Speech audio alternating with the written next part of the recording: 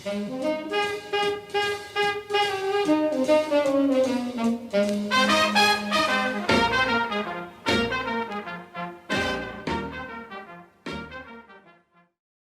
everybody, welcome back to the shop. I'm Dave. Alright, a lot of people asking different questions. Just want to make sure everybody knows there is a website, theminimachineshop.com. Links to just about everything I've purchased here is on the website. Plans for just about everything you've seen me make is on the website. And my email address is in the splash screen at the end of every video. It's dave@theminimachineshop.com. So, made the blocks here to raise the lathe.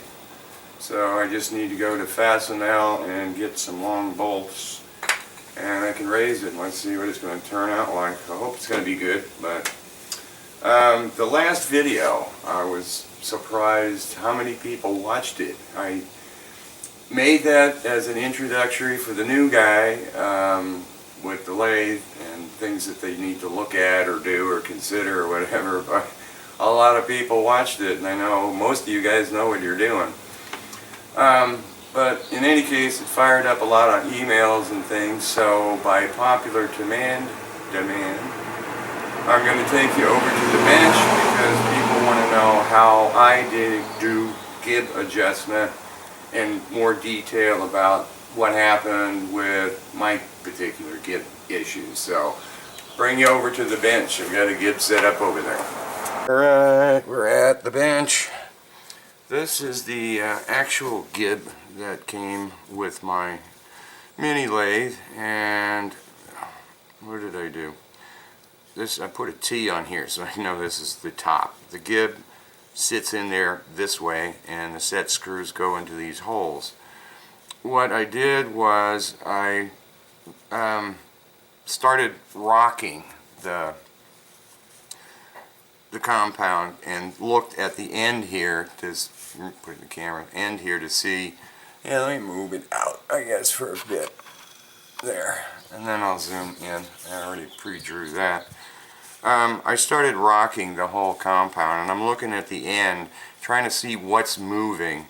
And what was moving is, it wasn't parallel, you know, it wasn't just moving here, it's moving here and here. So it's tilting, which tells me that the gib screws are not holding it correctly. It's catching or whatever, and that's when I started looking at this, and I'm realizing this was just done with a drill bit, not even an end mill. So you have a hole that's got a point to it, and then you got this square gib going into it. Yeah, nice job there. Square gib going into it, and I didn't even know what the clearance is on the sides of it. And on top of that, you can feel this, and it's like flared. So it was a total mess. So what I'm thinking is, I know they drilled the hole for at least one gib, so that way when you're running the compound back and forth, this guy doesn't slide out, he stays with the gib. But I figured, you know, this isn't going to work. Because this is going to keep, they had dents down in here when I looked in there with a magnifying glass, the 10xi loop. So yeah, it's not going to capture right. So I had ordered another one, and is this one's got the little slice in it? Yeah, there's a little bitty file mark in here. But what I did was I took the gib itself, and I figured, you know, you could chamfer it, but you'd have to match this angle perfectly, and I didn't think I could do it. So I just took it on the grinder and I just kind of rounded out the edges like that. And now when it comes in on a flat surface, it's going to slide. This thing can slide up and down and move and sit where it wants to. And by putting the groove in there, I ensured that the gib wouldn't come out. So that was I forgot how I did the actual final groove. Probably did it on the mill so it's a nice clean surface. So that got rid of a lot of the rock in there. But then the problem was, what did I do? Oh yeah, I ran the center gib in, left these two outer ones loose. I ran the center one in, and you're talking like tenths of a thousandth of an inch here that this surface has to be straight and flat to really work right, to get this friction. And the other thing I did was Loctite the gib. Use the, not the permanent one, but there's a medium. You put Loctite on the gib screw and then you let it set up, and now you can move it just slightly and you don't have to worry about it going too far or whatever. Plus, I was using a short Allen in the beginning, and again, you're going to be playing with tenths of a thousandth of an inch here, the difference, which would make the difference between locked up and just moving slightly.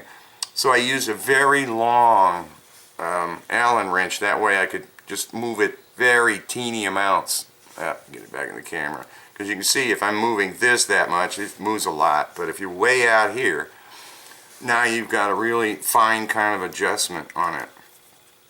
So what I did was I ran the center gib in until it was just kind of snug moving, and then moved the compound to the extreme ends. And I found it jamming at both extreme ends, which told me that this guy is crooked.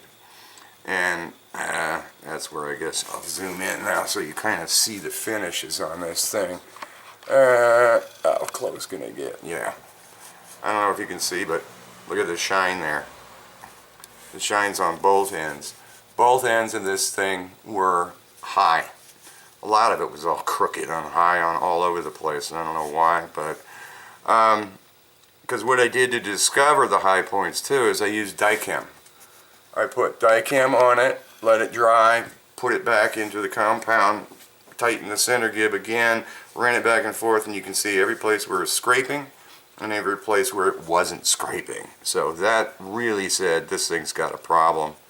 Because I also did the Dicam, I cleaned this off, then put the Dicam in the compound and ran it and looked at the high and low spots. And the compound looked like it was fine. It was straight, and it would make sense because they're going to just machine that on a mill with a dovetail, and it's going to be straight, or at least flat. So what I did playing with the gib was I used a lapping compound. And what you do is, this is one of the valves. I rebuilt an old T-Bird V8 engine a long time ago, but when you want to clean up the surfaces here and on the head, you get this lapping compound and you put it in there, and then you have a special tool where you just keep spinning this and get it nice and flat. This one was a warped one. I have no idea how I found out or realized this was warped without the lathe or anything. I put this in the lathe for fun, and it's got 6/1000 run out, so it's tilted. But the lapping compound I had from back then. So this is the stuff, and I don't know what the how they do the grades or fining or whatever. It just says grade 1A, and I was trying to find something that was finer than this, and I couldn't find anything. Oh, is there grades in the can? Yeah, there it is. Oh, nice. Okay. So if you got tilt it so it's not in the light or shiny, but yeah, there's the grades are saying like 4A is 600, there's 500, 400, goes all the way down to 50, which is, well, grade F is 100. So this must be 4A, huh? Something A, I can't read it, it's faded off the can. But let me get the thing and open it up so you guys can see what it looks like. It's just grit and grease. Ugh. Well, you can tell by looking at this can, this has been around for a long time. It's old, but this is what I rebuilt the engine with. Let me get it off. There it is. See, it's just a gooey mess with like sand in it, fine sand or whatever. But you can see what happened here when I was playing with it before I realized the whole problem here. But you can see, I mean, it lapped it down. So if you got problems with it rocking, you got to get rid of this problem first, because you're not going to get anywhere with this kind of problem, this setup. You want the flat surfaces, and that's what I'm on.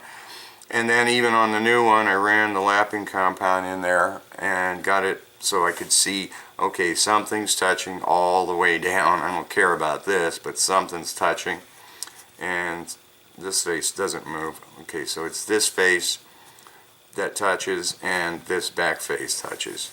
Look at this. Terrible. So that got rid of all the problems. Once you get this thing nice and flat. Now I know there is a brass one out there. I haven't really looked for it or found it. I know Don Brandt made his own, which is like an incredible task, but he did it. And so you can try getting the brass one.